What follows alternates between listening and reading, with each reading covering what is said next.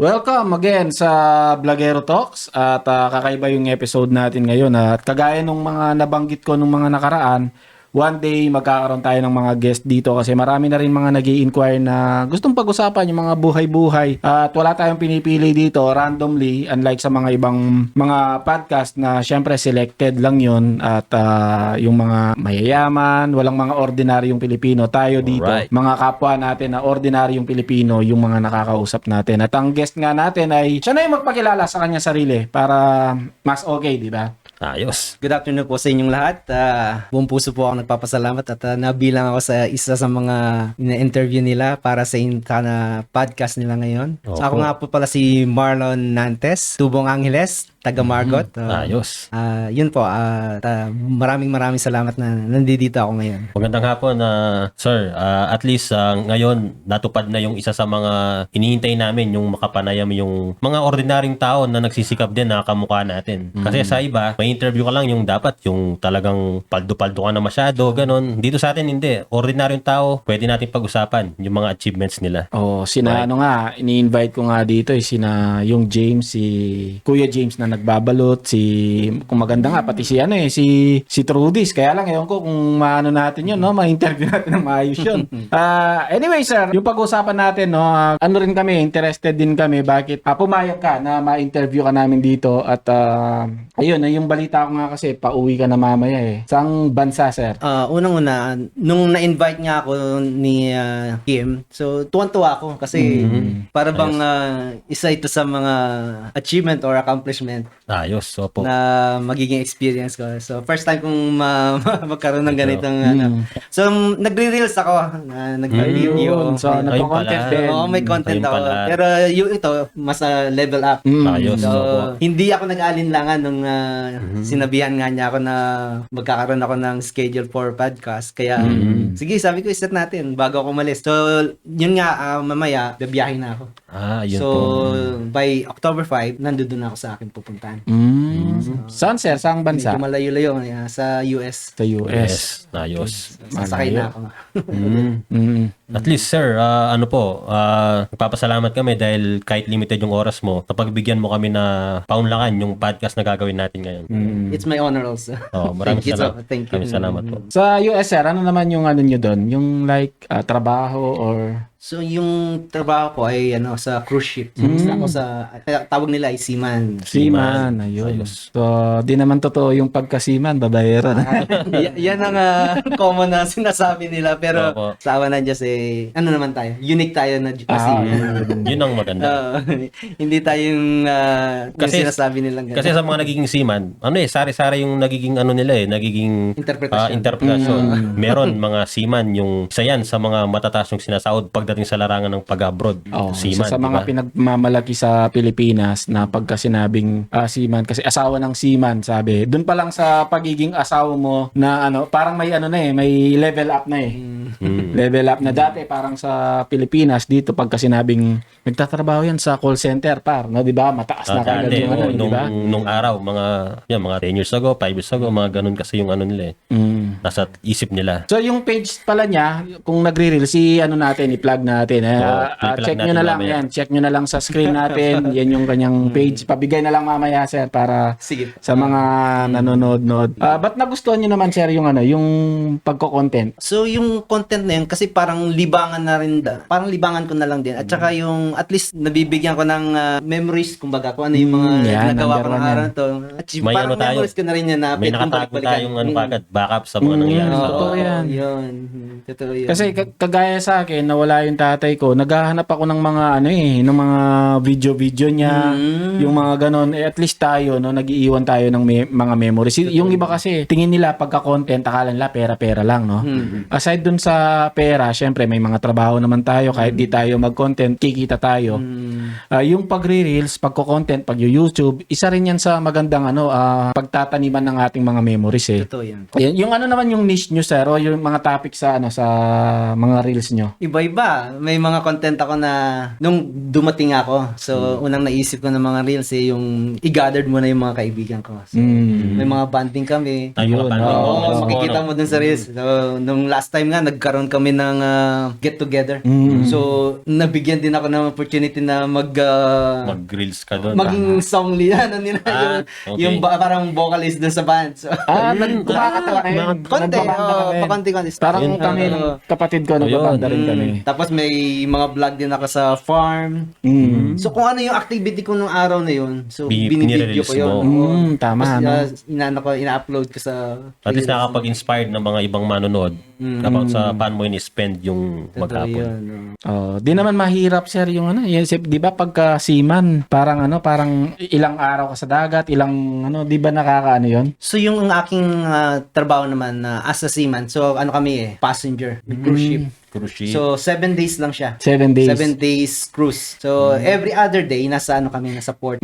So nasa isla. Kasi kami nung nasa company kami, dun sa Singaporean company, nag-cruise din kami, ilang araw pa lang, parang pagka nakikita ko, sobrang lawak, tapos parang naaning ako yung tipong, di mo alam yung gagawin mo. Totoo yan. Pero sa amin naman, very safe naman. Kasi meron kaming ano yan yung drills. Kung Yung paano, mga oo. safety precaution yan. Kasama yan. Talagang At saka bilang isang seaman, ibig sabihin, mas maraming bansa kayong nadadaungan pag nagko-cruise, no? Ganun po ba yun? Oo, yung halimbawa, yung contract ko, sa whole contract, 6 months, doon ka lang. So, wala kaming ibang pinupuntahan. Sa halimbawa, Okay. sa Bahamas, sa Mexico. Ay, wow, Yan, Bahamas. 3 ports lang yan. 3 ports. So, the whole contract, yun yung, yun lang yung ano nyo. mapupuntahan. Pero the next contract, halimbawa, nag-request ka ng ibang ship na iba yung destination, doon mo na naman mapupuntahan yung ibang lugar. Ayos, ang ganda pala. Pero kung bibigyan ka sir ng opportunity, like hindi mo na kailangan na, halimbawa, syempre may mga kita ka na dito sa Pilipinas, mas pipiliin mo pa rin bang magtrabaho sa trabaho mo ngayon or dito na lang muna sa bansa? So actually, pinag-aandaan ko yan. Bago mo pa itanong yan, naka-project na sa akin. So, ang plano ko sana, at least, bago ako umabot ng senior, or at least 5 years from now, makapag-pondo na ako, tapos focus na lang ako ng farming. Kasi yun talaga yung passion Farming, na Passion, Parang no? ako, gusto ko rin ng farming eh. farming. Kasi po ang nangyayari sa atin, may dagdag ko lang par. Yung iba kasi akong tutusin, gusto naman talaga nila sa Pilipinas eh.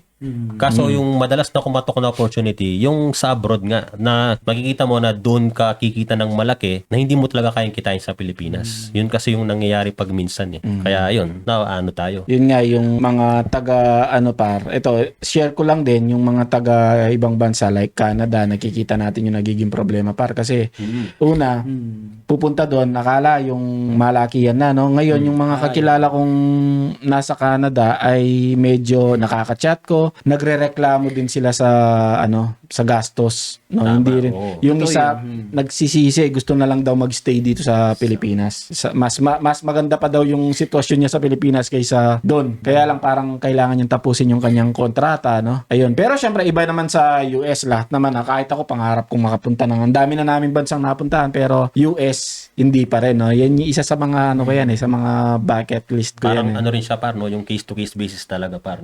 Case to case. Kumbaga, case-to-case basis talaga. Tsaka depende rin siguro sa trabaho. Oo, depende sa trabaho. Pag nag-enjoy Depende sa ka, trabaho. kahit mahirap pa yung trabaho mo, pagka ini-enjoy mo yan, yung mga kasama mo, nakakaband mo na, part na ng buhay mo yan eh. Totoo yan.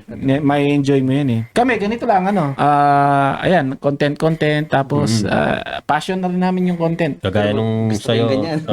Yan, sa umaga, kayo sa gabi, call center agent, tapos sa umaga, real estate naman. Tapos yan, pag podcast, yun yung gala ko naman dito Yan, sa amin. podcast. Ako naman, Forex, more on Forex trading.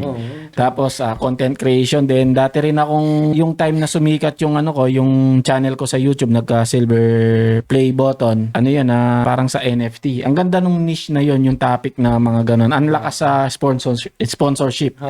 Yun lang, nadali ako sa pagko-content ng mga sugal. Kaya nagsisi ako eh. Nag-promote ako ng casino. 3 araw. Kaya Ang laki nasira. ng offer eh.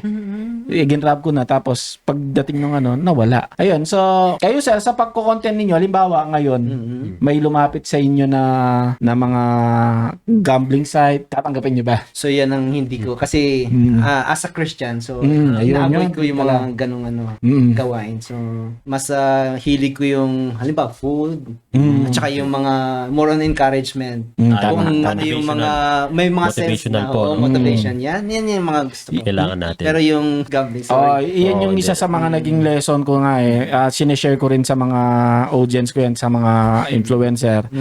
Ang laking page ang laking channel nung nawala sa akin. Although 120k subscribers yun, pagka pinag-uusapan kasi YouTube versus Facebook, sa YouTube kasi parang ano na yan parang nasa million na yan kumpara mo sa mahirap sa YouTube. At ang taas kasi ng sahod dyan. At ako, nung kumikita sa pag-YouTube, ang laki ng sahod nung ang laki ng kinikita nung YouTube channel ko, pero nung nawala yung channel ko na yun, ang laking pagsisisi. Yun. At saka rin ako yun din Christian din, hindi rin ako sa pagsusugal, kaya lang nung nag-promote ako ng against sa ko rin yun against sa prinsipyo ko, kaya lang kasi may hinahabol akong bills. Kumbaga na rin. Na-tempt ka sa Na-tempt. Na-tempt na rin. Pero kung hindi ko ginawa yun, yung kita ko din sa sa YouTube ay malaki-laki na rin. Dodoble na sa O kaya lang nawala din yung channel ko. But it's not too late. Pwede pa. Yun yung ginagawa ko ngayon sa try to recover naman sa iba. Nagre-recover tayo sa mga iba't ibang ginagawa. At ginawa ko ulit yung channel ko na yun. Isang araw lang nabawi ko yung at least kalahati ng mga subscribers. Bumalik naman somehow. Buti naman. Ngayon pa rin. Kaya lang siguro maghihintay pa ako ng mga ilang months bago makakuha ulit ng silver play button. Hindi ma rin. Ano rin yan, darating din yan. Kami, ang tagal na namin na nagko-content. May time na kikita kami, may time na hindi kami kikita kami. Pero tuloy lang kasi passion din namin Passion. So goods na marinig sir yung yung ayaw niyo mag-promote ng sugal kasi meron kaming dito sa Vlogero, may mga offer din na ganyan na hindi namin tinanggap. Hindi rin kami kasi aside sa kasi sir, makakasira sa niyo yan, sa page ninyo, sa mga channel ninyo. One day babawian ganyan. Salamat sa niyo sir advice. At least maging aware na ako niyan sa mga gagawin kong mga yung mga nakakatakot yan kasi pwedeng i-turn down ng Facebook yung mo tsaka Yung homepage. kailangan wholesome lang at saka Wholesome. yan, okay. Educational, ganon. Educational yan, motivational. Magandang niche yan. So, ayun, ang daming nga rin sir na lumalabas ito. Isa sa mga yung podcasting. Podcasting or yung iba naman ang ginagawa nila, pwede nyo rin gawin na niche yung nag-i-interview sa mga kapwa nila, like on the spot. Yun din. Yung iba kasi di lang nila alam kung ano yung right tools. Right tools na gagamitin. Minsan kailangan mo lang pala ng mic. Tapos ginagamitan nila ng konting creativity, lalagay nila kunwari sa sandok, tapos magi-interview na Ayun, content idea rin. At sa AI, sa mga AI, pwede tayong kumuha ng mga content ideas doon. So ngayon sir, balita ko pa ka na mamaya paalis ka na mamaya. Saan ka magpa-flight dito sa Clark? So, kailangan kong mag-travel ng madaling araw kasi may maaga akong flight tomorrow. Sa sa Naiya? Naiya. Tayo sa bagay, Clark dito. Ngayon sir, ilang araw ka nagbakasyon dito? Umabot din ng 2.5 months. Ayos. Nasulit. Nasulit naman. Ano naman yung niyo sir, opinion niyo sa nangyayari sa Pilipinas ngayon?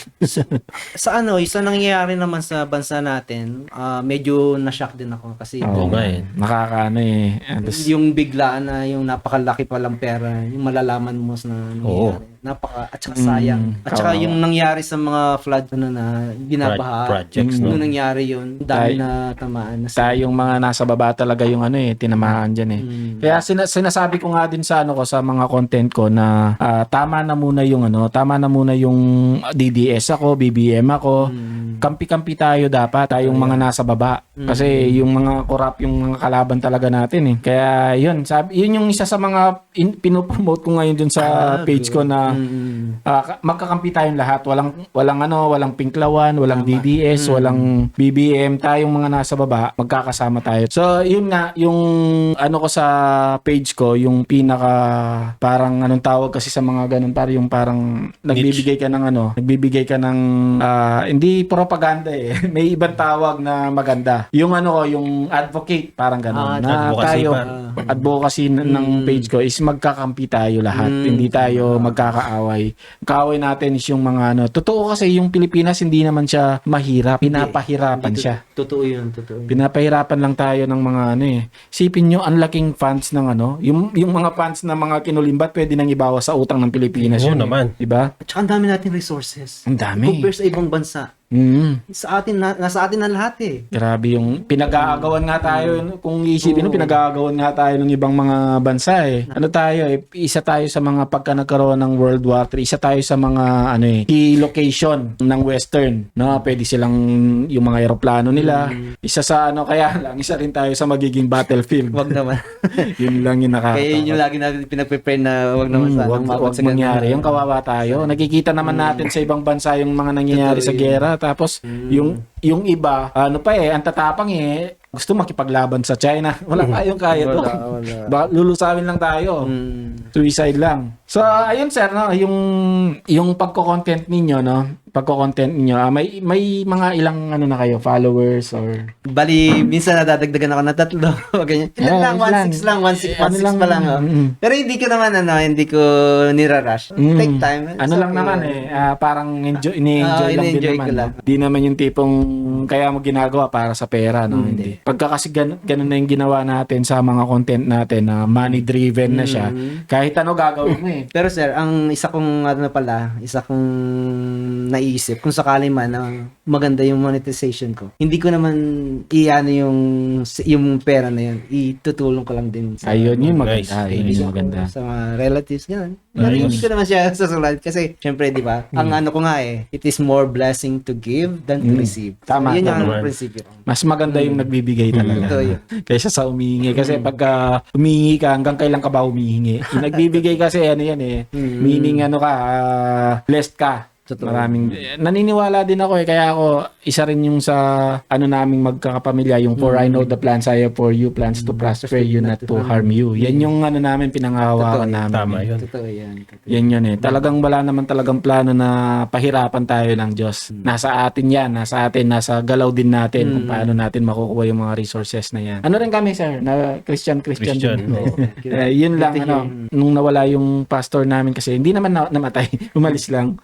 Na-stop kami pero nagcha-church kami dati dito sa Lipat Sapa tapos sa Balibago JOV. Okay. Ayan. Kayo, sir, saan kayo Kami naman sa Calvary, San Angeles. Sa Angeles Doon ako po. nag-attend ng fellowship. Pero kahit every day, pwede natin magbasa ng yun. verses, Bible, kinig ng mga music, yung Christian songs. Tsaka yung mahilig ako manood ng mga yung video clips, lalo na yung nangyari kay Charlie Kirk. Yun. Grabe, ang ganda ng move talaga. Yung nangyari sa kanyang in-assassin siya, grabe yung kapalit pala. Ang daming nag-convert tapos nababasa ko pa nga yung parang revival yung nangyari. Daming yun nga, dating hindi naman nagcha-church tapos nag-curious. Grabe. Gandang Yung spirit na hinahanap ng Americans yung buhay sa bansa nila. May isa nga akong yung hindi kakilala, alam na banda. Yung Corn Parsi Head. Oo, yung chord, no? Grabe yung nung nakapag-church, grabe yung ngayon talagang Transformation. sinasabuhay niya. Nagamit din yung buhay niya kasi dati banda-banda lang. Ngayon, nagbabanda pa rin. Pero ang kagandahan doon, pagka nagbabanda, usually kasi yung mga nandyan, yung mga metal, alam naman natin, no? May mga time na Worldly songs, ligaw din yan, no? Pero siya pagka nandun, nakakapag siya. Although nandun siya, kasama siya sa no? Oo nga naman, yun yung market Kung pag-usapan natin as a market bilang Christian, kung gagawin natin sa market, yun yung market mo Yung mga taong ganun Pagka nag-share siya, nabibigla siya sa mga reaction Talagang parang, ba't ngayon ko lang narinig yan? Ganun yung datingan. Minsan yung mga taong ganyan yung inaakala natin na nakakatakot share to kasi ang daming tato, ang daming tapos nagyoyosi, lagi pang naglalasing. Pagka yan pala yung shinera mas solid. Totoo yan. Mas ramdam mo par, no? Di mo expect kumpara dun sa mga ibang tao na ito mukhang makikinig sa akin to. Yun pala yung nakikinig. Opposite. Opposite to. So ayun mukhang na rin no. Anything sir na gusto ninyong i-add or i-announce sa natin? Yun nga, doon sa mga viewers at followers nyo, sana'y tangkalikin yung patuloy yung podcast ni Sir Richard. Vlogero Talks. That's Vlogero Talks. Siyempre. Vlogero Talk. Vlogero Talks. Please Yan, si Paring Kim, subscribe, tsaka si follow, Paring Nate. like, share. Kaya nga pa, masasabi ko lang po sa mga nanonood, nakikinig, na just remember that always we have God to help us whatever we are facing. May problema Amen. man. So, patuloy lang. At every day has a new day. So, Yun. Tama. lagi tayong Ayos. magtiwala sa Diyos. And yun, sa mga gustong mag-guest pa, pwede kayong mag-PM sa page namin, pwede sa mga nandito na nakikita ninyo, like kay paring Rap, kay paring Kim, kay Nate. Sa mga member ng vlogger, pwede kayong lumapit para may voice out ninyo yung gusto ninyong sabihin. Meron tayong medium dito na pwedeng gamitin para makapag-voice out kayo, no? Kasi hindi lang ito sa Vlogger Talks masishare, pati dun sa page ko na at least nasa 100 plus din yung 100k din yung makakita, no? Kaya ginawa na rin natin na Tagalog, dati kasi Kapampangan to. At ngayon, in general na, makikita nila. Tsaka, dagdag din par, iba kasi yung impact kapag yung in-interview natin, yung kamukha natin na nagsisimula pa lang, na bumubuno ng pag-asa nila sa buhay para umasenso. Iba rin kasi yung impact nun Yun. Okay, so I think hanggang dito na lang, and maraming salamat sa inyo. Sana sa susunod na episode namin ay nandyan pa rin kayo para manood. And don't forget to follow si Sir, nandyan sa taas yung yung kanyang page, profile, follow ninyo. At maraming salamat and God bless sa inyo. God bless po. Alright. Thank you.